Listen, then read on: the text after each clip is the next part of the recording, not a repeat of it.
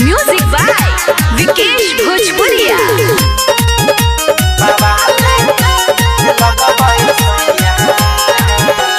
Powder Crimea लगाई ले लो, अखिया में कजरा सजाई ले लो।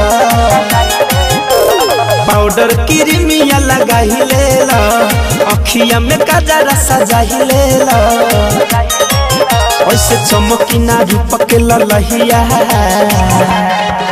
हव सोहटल ही पिया कहिया से बाबा ले लगबे सोइया। हव सोहटल ही पिया कहिया से बाबा ले लगबे सोइया। बाबा ले लगबे सोइया सोइया।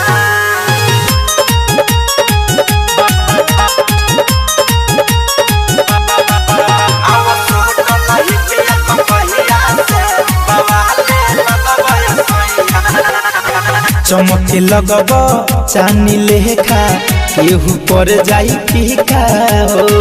आवहे में सट पजरिया, कदी काला एगो टीका हो। चमके लगब चानी लेखा, केहू पर जाई फीका हो। आवहे में सट पजरिया, कदी काला एगो टीका हो। गाँवे गहली में हुई बरहिया, आओ सोहटल ही पिया कहिया से बाबा ले लगबे सोइया। आओ सोहटल ही पिया कहिया से बाबा ले लगबे सोइया।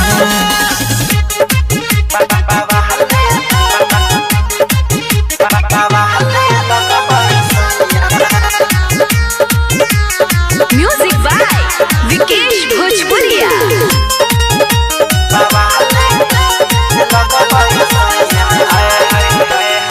असही हरदम धनंजय पिया, रही सुना झार के। मिठू मिसाइल के जैसे तोहरो दीपवा रखेम सवार के।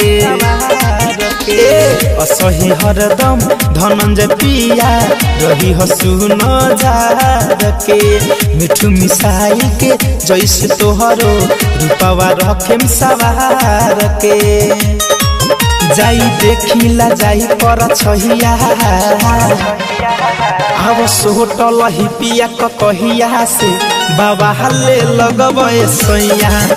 आव सोहटल ही पिया कहिया से बाबा ले लगबे सोइया। पाउडर क्रीमिया लगाई ले लो, अखिया में कजरा सजाई ले लो। ऐसे चमकी ना रूप के ललहिया, हव सोहटल ही पिया कहिया से बाबा ले लगबे सोइया। हव सोहटल ही पिया कहिया से बाबा ले लगबे सोइया।